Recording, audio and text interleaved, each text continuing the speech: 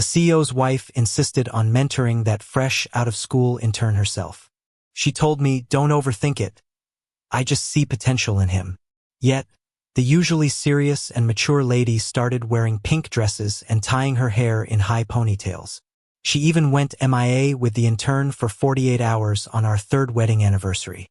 While people were going crazy looking for her, she posted a picture on social media of herself on a carousel, holding cotton candy.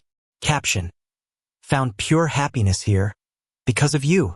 Due to this, the company lost a big project and I lost my wife.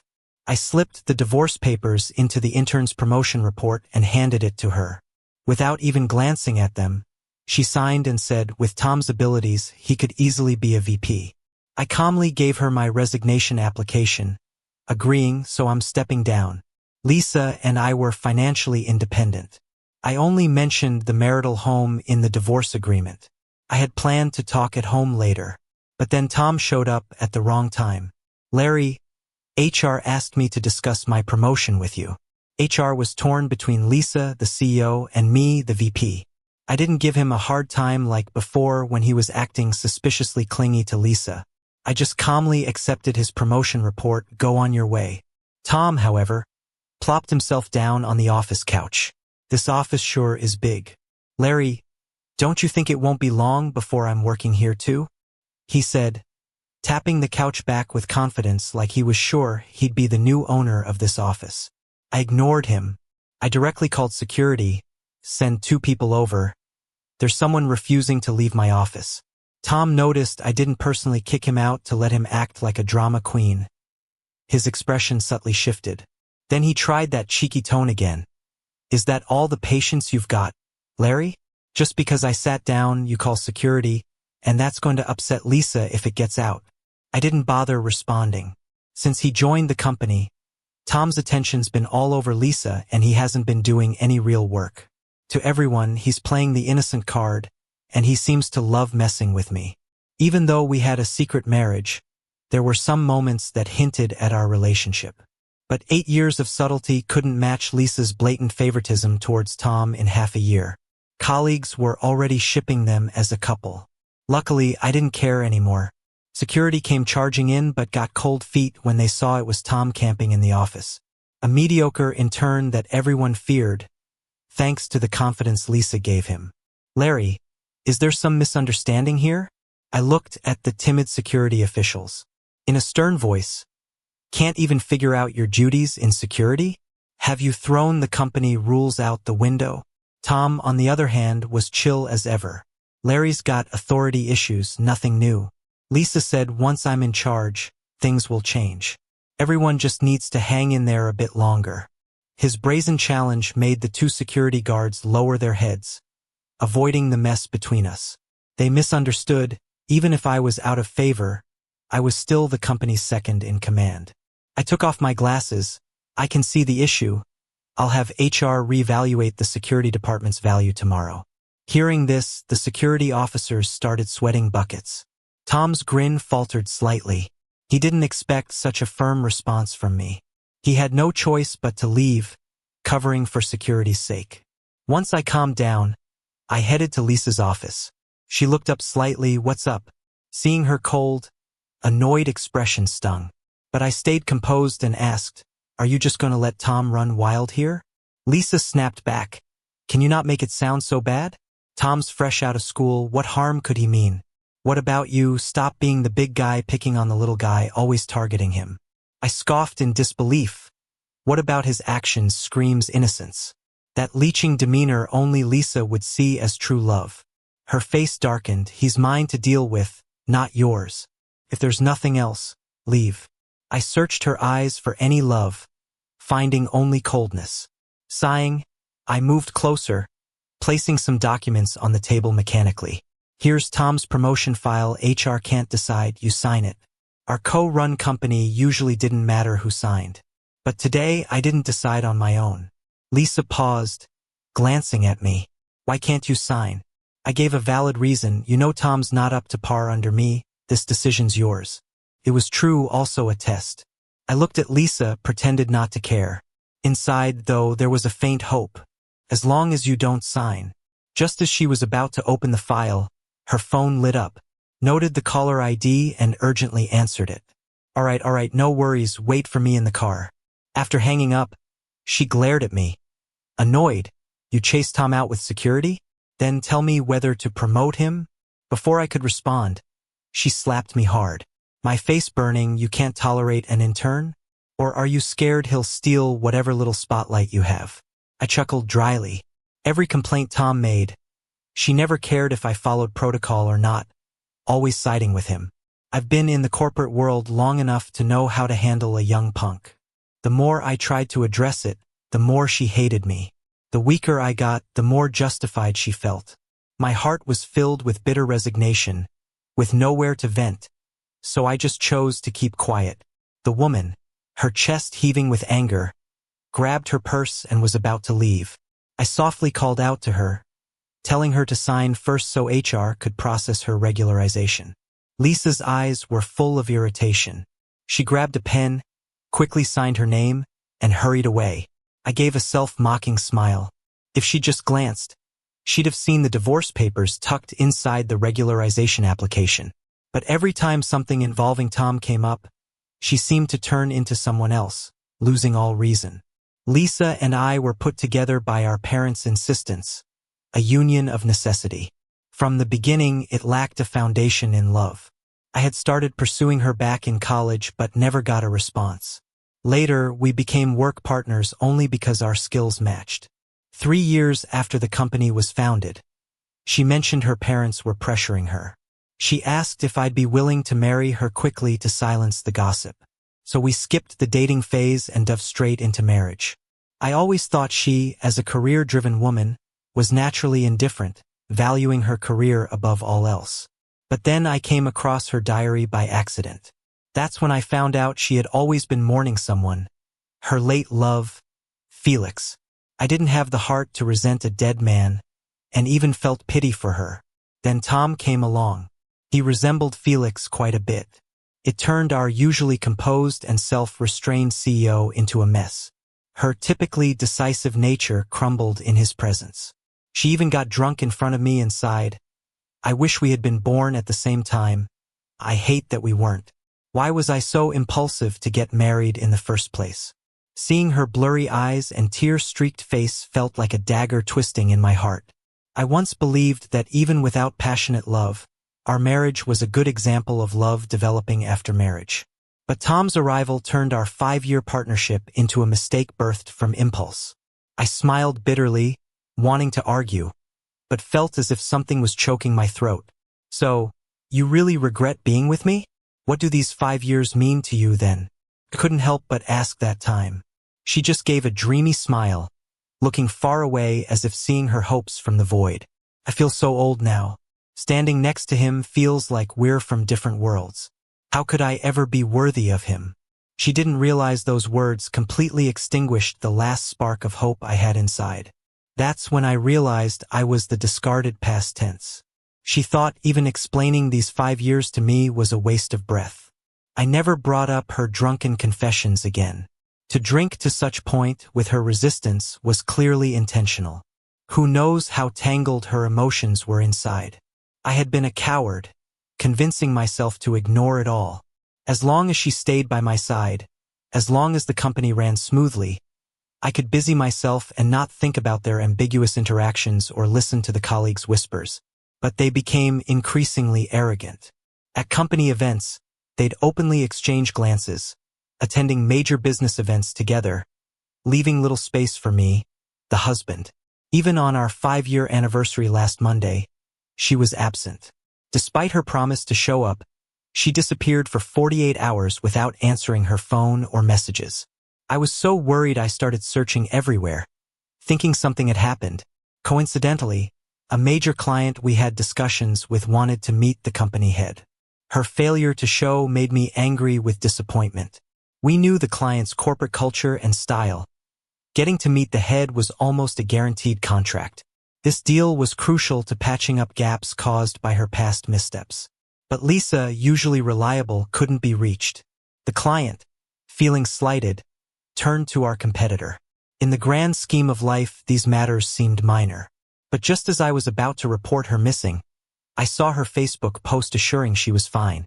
An obnoxious photo and some eye-catching text.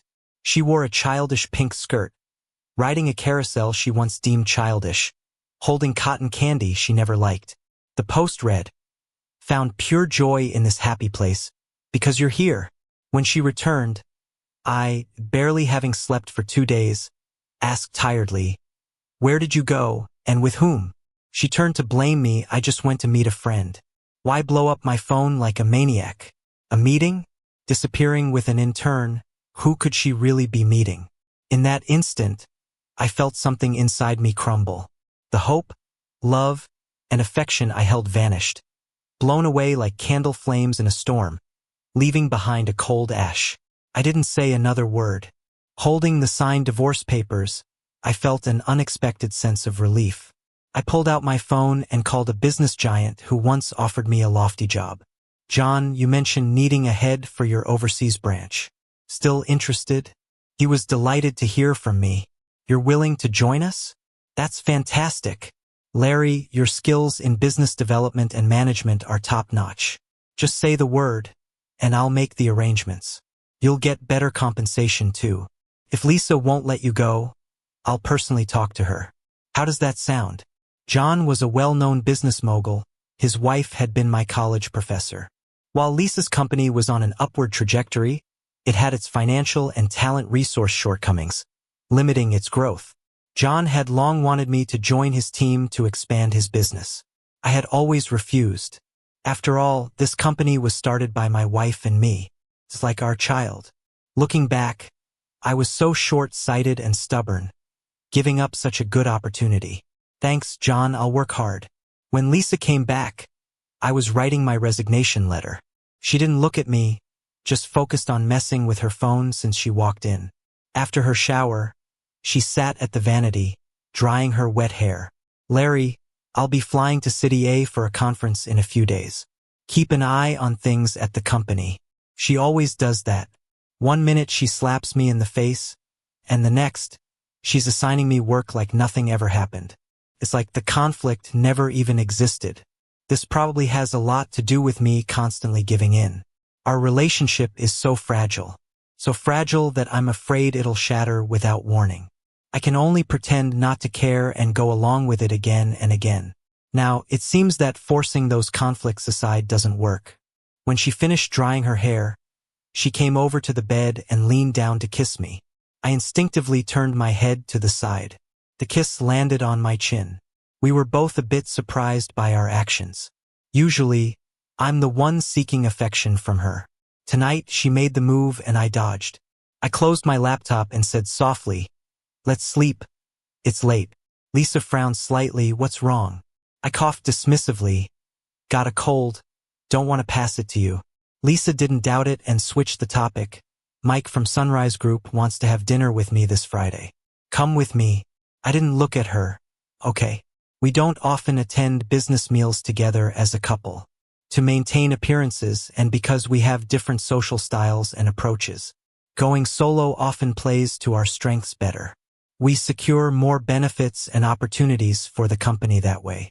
For these kinds of dinners, she usually just takes her secretary.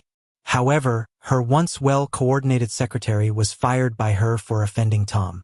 Tom, who's all show and no substance, isn't good with people, not capable, and can't handle his drinks. Now he's of no help at all. No wonder Lisa wanted me. After turning off the lights, we each went to bed. The next day, I met up with some good friends for drinks, kind of like a farewell, but I didn't spell it out. They could only guess, thinking it was about a failed romance. As we were having a good time, I saw Lisa and Tom leaving the restaurant. The friends knew we were a couple. Lisa's expression was a bit awkward. Obviously, she didn't want Tom to know she was married, and she didn't want him to realize I was her husband. "What are you doing here?" she asked casually. "As you can see, hanging out with the guys." I answered calmly. My buddies, feeling indignant for me, started to tease with a bit of spite. "Hey, isn't this Lisa's little sidekick? You really gotta stick so close?" Even after work, Lisa's gotta bring her personal assistant along. Seems like this sidekick's quite dedicated. Lisa's face darkened. She glared at me before retorting, "If you're drunk, just go home. Don't make low-level jokes like this." Tom hurriedly explained, "You misunderstood, we're just learning business from Lisa, purely work-related." This chance encounter was unpleasant for anyone. Lisa was eager to leave, but one of my friends stopped her. "Lisa, Larry here. Not sure what's up with him today. Drank quite a bit. He can't get home by himself. Why don't you give him a ride?" As soon as he said that, Tom turned his head, half puzzled, half annoyed. "Sir, if Larry's drunk, just call a cab. Why let Lisa drive him?" Anyone could see how I felt about Lisa. Tom was no exception. So he wasn't friendly towards us, especially since we didn't share a route. One friend was so angry he was about to get up and hit him. Lisa quickly stepped between them. "You dare touch him? Try it."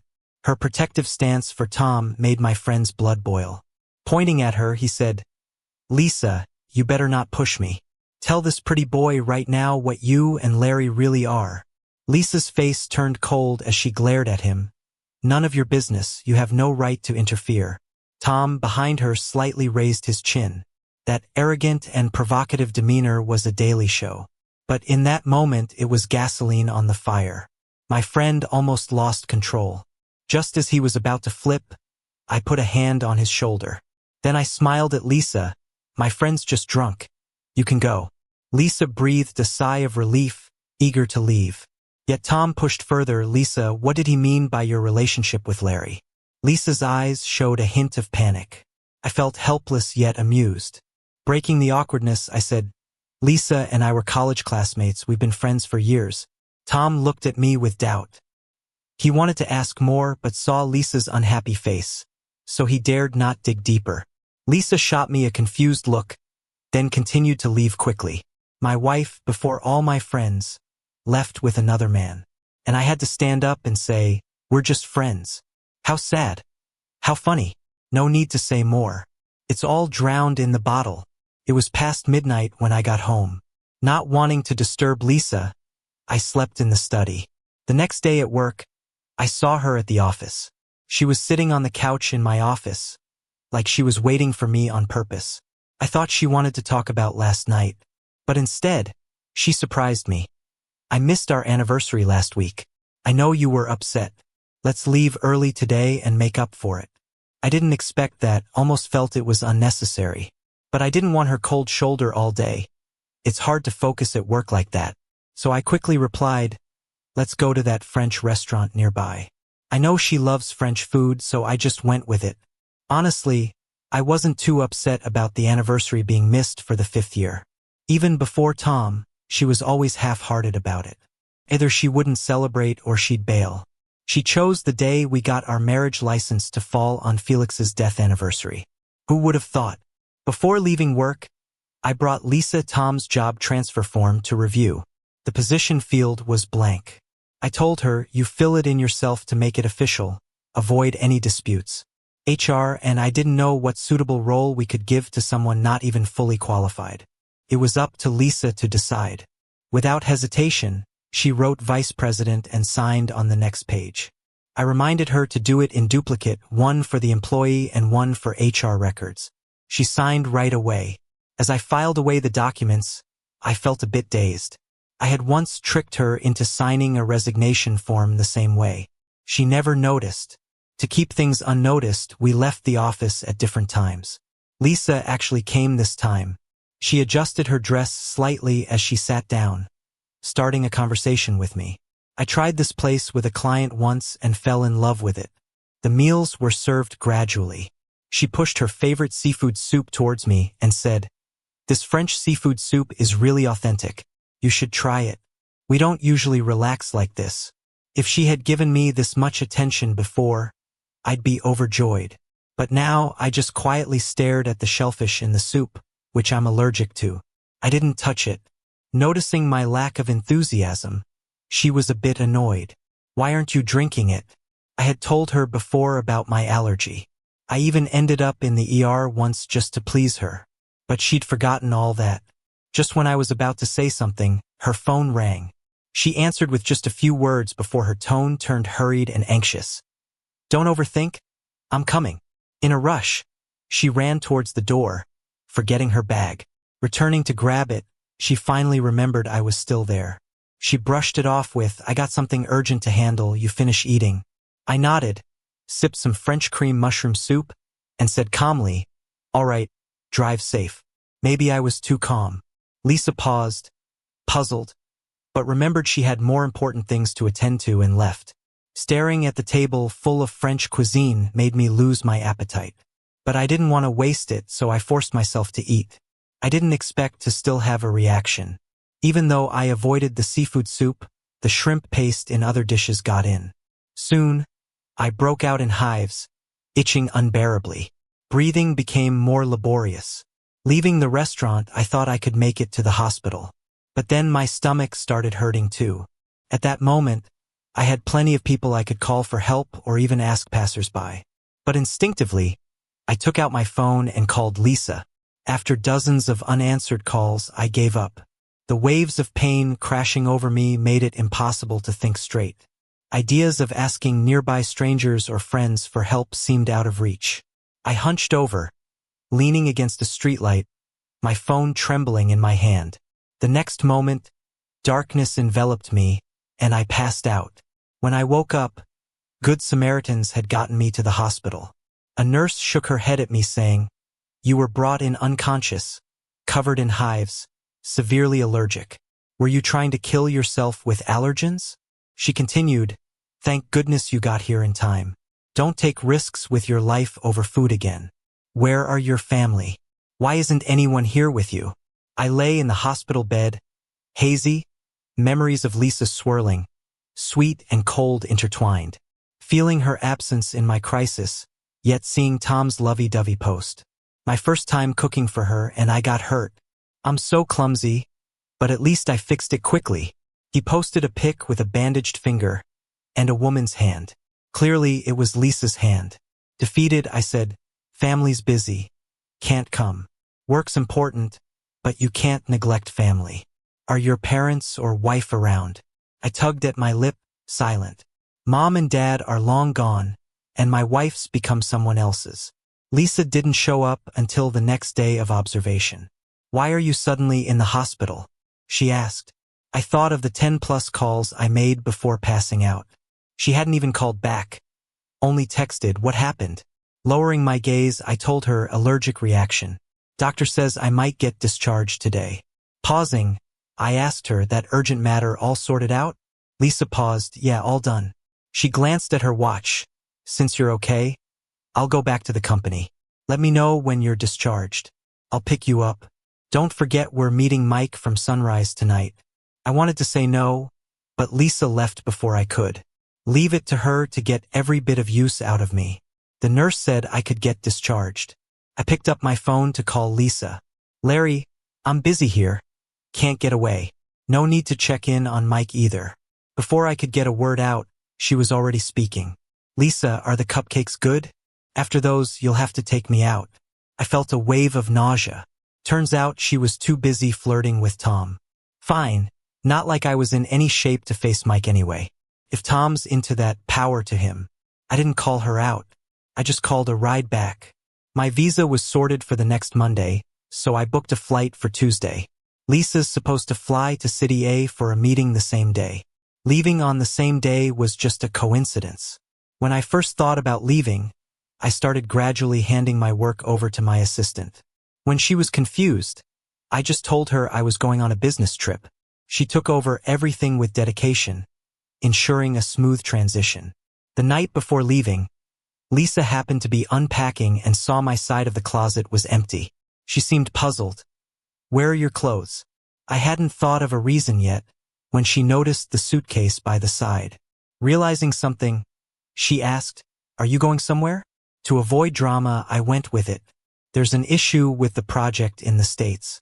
I need to be away for about a week." Lisa didn't understand. "You need to take all your clothes?" I nodded. "If things don't get sorted, who knows how long I'll be gone." Lisa seemed unconcerned since she was never too invested in my projects as long as they were profitable. "What about the company?" she asked. I reassured her that everything was set. She nodded. There was an odd silence in the air. The distance between us seemed to stretch further at that moment. I'll leave for City A tomorrow evening. Can drop you at the airport first. To keep things simple and without revealing too much, I agreed. The next morning, Lisa drove me to the airport. The conversation was sporadic. I used to cling to her and chat endlessly on our drives. Now she asked and I answered. During this tense atmosphere, she suddenly got a call. After she hung up, she turned to me. Something's come up at work. I need to head back. Can I drop you at the next intersection so you can catch a cab? I stared out of the window, feeling bitter inside but kept my tone light. Sure. If she knew this drive to the airport was our last time together, would she regret running off at Tom's call? While waiting at the airport, someone shared a video in our group chat. I clicked to watch. In the video, Tom was surrounded by colleagues. Lisa brought a big cake over and everyone cheered. Then they started goofing around. Tom smeared cream on Lisa's face. Instead of getting mad, she laughed happily. Wow, Tom's 22nd birthday is quite the celebration. Tom's a lucky guy, Lisa's pulling all stops. Was this urgent matter why she ditched me? Couldn't help but chuckle. She didn't really have to lie to me. Once it was time, I shut off my phone and boarded the plane. From now on, I'd begin a new chapter. Lisa returned from City A 2 days later. The empty bedroom felt eerily silent. Past scenes of me chatting away at home started replaying in her mind. An indescribable emptiness washed over her. She suddenly realized she hadn't contacted me.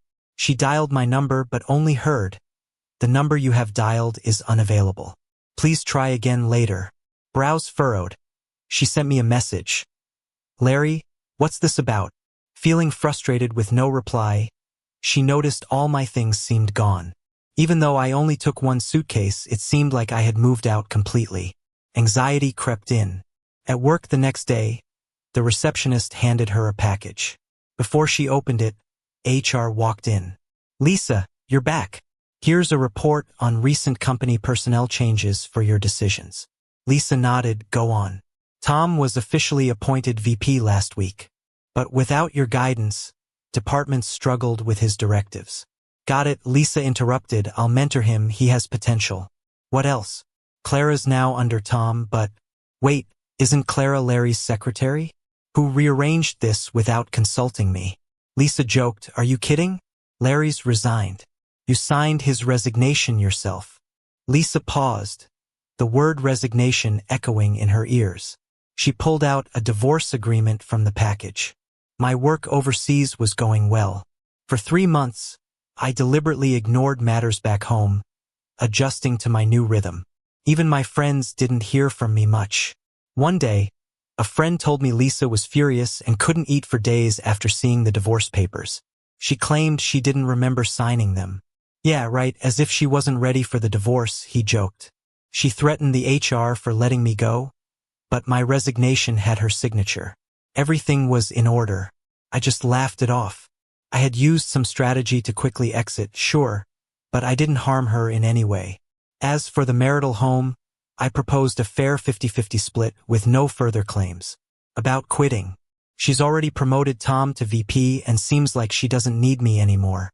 Maybe she just can't believe I actually asked for a divorce. This woman reached out to everyone she could, saying she'd look for me everywhere until she found me. I used to love her so much, taking care of her with all I had. I guess she got used to it. That's why it took her a while to notice something was off with me. For the past 6 months, she thought I was just jealous of Tom and intentionally giving him a hard time. How many cold shoulders did I get from her? She had no clue about the mess Tom was making. I quietly cleaned up the company's messes thanks to him, and she was oblivious. After I quit, I heard Clara got fed up with Tom's antics too and left. Before she left, she exposed that Tom messed up big time by sending the company's main product's cost price to competitors. The shareholders group chat blew up, forcing Lisa to take the heat for it. But since I used my contacts and negotiation skills to flip the situation before, they managed to avoid a price war. And I even made a detailed and forward-thinking marketing plan for the product before leaving. So, there wasn't much they could say. I didn't bring this up in front of Lisa earlier because I didn't want to add pressure on her. I mean, she was the one who brought him in, and such a rookie mistake would surely get her some backlash from the company veterans. Later, I thought about telling her, but then I felt it wasn't necessary. If she's so keen on this guy, let him stay at the company. No point in me getting involved. After our video call, I did a quick online work report with John. Turns out, Lisa was still asking around and somehow got to John. She kept pestering, asking when I'd be back. John told her what I told him before. If things are going well at the branch, I've no plans to come back before retirement. After hearing that, she was stunned. Larry, what's going on with you two? She also wanted John to tell me she absolutely doesn't agree with the divorce. Knowing John hadn't told Lisa my exact whereabouts was a relief. Though I knew Lisa's stubborn nature would never just let us be separated for a year or two. She'll come around to just get the divorce papers. We're just one decision away, but not now. The overseas company is just getting on track, and I can't leave. I searched for Lisa's icon. I set her to do not disturb and didn't check her messages. When I finally opened the chat, it was full of messages from her. She wasn't such a nag before. Larry, why did you lie about the divorce? You coward, say it to my face. If you keep being stubborn, I'll really be mad. All of it was just her asking me to go back and explain. But didn't I already? Besides the divorce agreement, I also sent her a voice recorder. She got drunk a couple of times and I recorded her professing feelings for Tom. I wanted her to feel some guilt towards me. Now I just want her to see herself clearly, so she won't waste time with this half-hearted marriage. I don't have to cater to her feelings anymore. I don't have to worry about what I can or can't say. No more stressing over her crazy antics to look young and how they might hurt her health. During the company's growth, she wasn't slacking like Tom. Yet she kept joining him on bungee jumping, rock climbing, surfing, those extreme sports.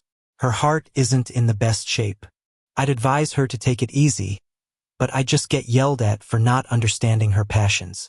Now I'm done worrying. Feeling good. This little episode aside, things are normal. But Lisa back home has started harassing my friends. Since they didn't know where I was, she used public opinion against them as a wronged woman, claiming they were covering for this jerk and pushed them into the spotlight. The internet was suddenly full of outrage against me and my friends. It was laughable. At first, she insisted on a hidden marriage. Now, to avoid a divorce, she made our 5-year marriage public. Why? What's wrong with keeping both the marriage and the divorce under wraps? Not wanting to drag my friends into this, I booked a flight back home. Lisa wasn't dressing up young anymore. Her usual work clothes looked loose because she'd lost some weight. When I saw her, I said straight up, if we can get this over with quickly, I don't need the house. I'm okay starting fresh, not hurting for money. Lisa paused while sipping her coffee. She looked at me and said, I don't want a divorce. I laughed. Come on, it wasn't easy to come back. With any other guy, they would have gone crazy on Tom, let alone me showing restraint. Isn't that enough? Lisa was silent. She knew I had the upper hand in negotiations. Going against me wasn't a smart move. I'm not involved with Tom like you think. It's true, I was drawn to his energy, but I know it wasn't love. I've never crossed that line. The person I truly love has always been Felix. I filled in for her. So all your few social media posts are about him, your diary is about him, and you even picked our marriage registration date on his death anniversary. Planning to use our marriage to honor your lost love? No, it's not like that. My parents saw me dwelling on him again that year and pressured me. I just picked that day by coincidence. You believe me? I do, I said plainly. And then you still fell for Tom. I saw Felix in him and wanted to make up for the regrets. I ignored you, but now I've realized. Can you forgive me? One meeting couldn't solve it, and that didn't surprise me. I looked at her and said, let's talk when you're thinking straight. Without another word, I turned and walked away. The next afternoon, I dropped by the office. Lisa was surprised and happy. Larry, did you come to see me? I looked at her calmly. You've been avoiding the divorce topic, so I had to find you. She looked helpless immediately. Is divorce the only option for us? I didn't answer, but my cold demeanor said it all. Lisa looked heartbroken. She had seen this rational side of me, but only in negotiations, never towards her. Larry, you're back. My old colleagues recognized me and came to greet me. I just smiled. I've quit. Just call me Larry. No, Lisa interjected. The doors of the company are always open for you. No need, I replied. I have a good job now. Larry, stop being so stubborn. I've already fired Tom. Isn't that enough? How about taking my position? After entering Lisa's office, she started talking to herself. I found out from Clara later on that you took on so much. I used to be so stubborn. Many projects I couldn't handle, you found ways to help in the background, even spending money out of your pocket. Otherwise, the company couldn't have grown so fast. Tom caused trouble everywhere, but I saw him through rose-colored glasses and let him hurt you over and over. After a moment, tears welled up in her eyes as she choked out, I've missed you a lot lately. Please don't leave. Her words made me chuckle. I raised an eyebrow and said, what makes you think I'd wait around for you? What if another young guy who looks like Felix shows up? Are we doing the whole making up for regrets act again? Hearing that, she hung her head. After a long pause, she asked, do you really not love me anymore? I was taken aback and turned to look out the window. Love or not, it's never decided in a moment. When disappointment builds up, you can't keep loving. Not anymore. Hearing that, she finally gave up. All right, we'll get the divorce papers tomorrow. I was a bit surprised by how smoothly it went. But for me, as long as the paperwork is done, that's fine. The next day, I brought my documents to the office. I suddenly remembered when she dragged me to get our marriage license. Besides the rush and confusion, I was mostly excited. Now, I'm actually smiling with relief because I'm about to be free. With the divorce papers in hand, I gave Lisa a simple goodbye and left, not caring that she cried and ruined her makeup behind me. The day before going abroad, I ran into Tom at the hotel I was staying at. His eyes were like a hungry wolf, eager to attack. Larry, you're leaving. Why are you back? I laughed in disbelief. Here I was, doing him a favor, and he's all worked up without even knowing the details. Back for the divorce. Isn't that what you wanted? Is it for the divorce or to meddle again? Are you upset seeing me doing well and trying to ruin everything? I looked at him. I don't get your point. You've got a thick skin, don't you? Who leaves and then comes back to take what they've given up? What spell have you cast on Lisa? Since you left, she's telling me not to work at the company. No matter how much I try to win her over, her mind's elsewhere. I even cut my wrists and she just glanced at me and told me to stop fooling around. Now that you're back, she says she won't support me any longer. You old man? Who do you think you are? Trying to steal my woman? My eyes fell on his wrist. Sure enough, it was wrapped in thick bandages. Seems like the guy just got himself a setup for a cushy life and now he's losing it just as quickly. Lisa, even now, you tell me you didn't cross boundaries? Tom, you should take some time to improve yourself.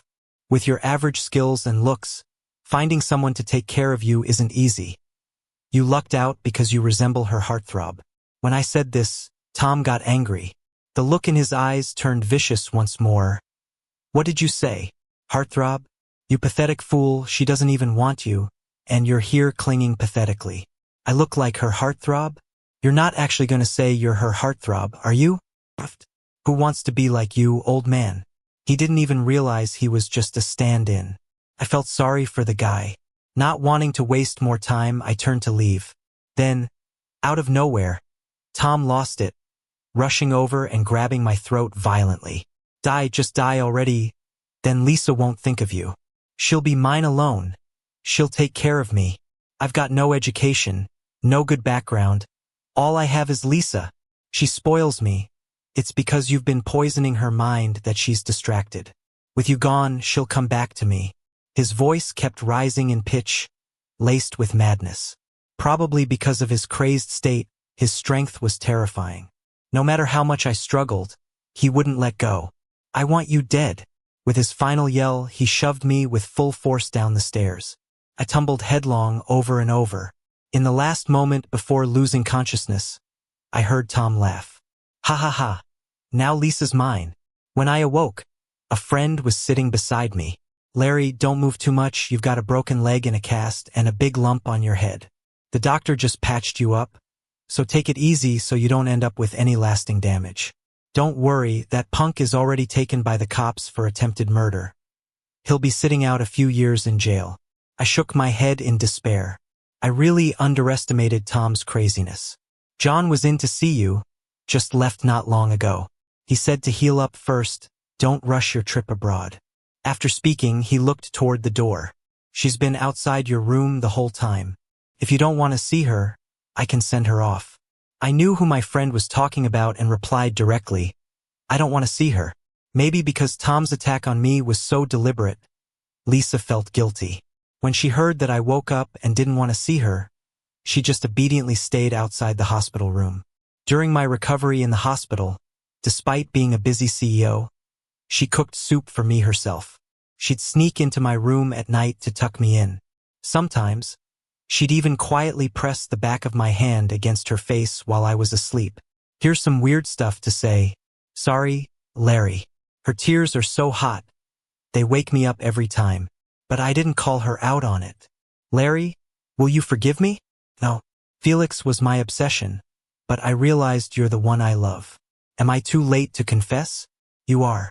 I promise I'll change. No need. She says something, and I reply in my head, until her voice starts to choke up. Larry, don't leave me. I don't open my eyes but still answer her. Lisa, let me go.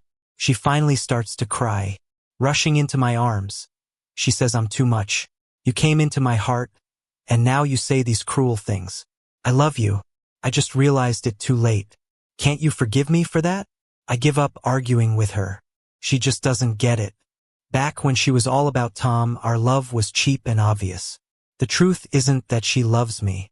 Tom didn't live up to her dreams of Felix, so she thought she could stick around in our marriage.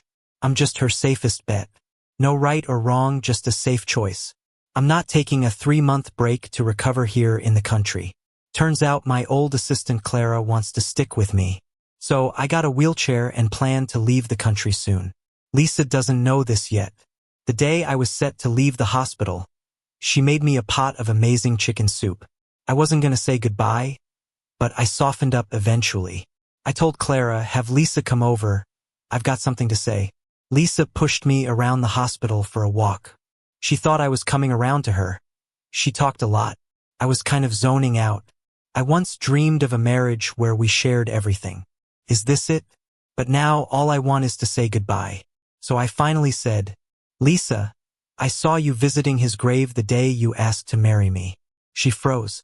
I smiled and said, I saw your teary eyes and said yes, thinking I could warm your heart. Guess I was wrong. Lisa choked back tears. I'm sorry. She slowly knelt in front of me. Larry, you don't have to accept me. But please don't doubt my love. I really do love you. Maybe. But it doesn't matter now. She seems to understand this is our last meeting. With a sad smile, she asks, anything else? One more thing, Lisa, never again.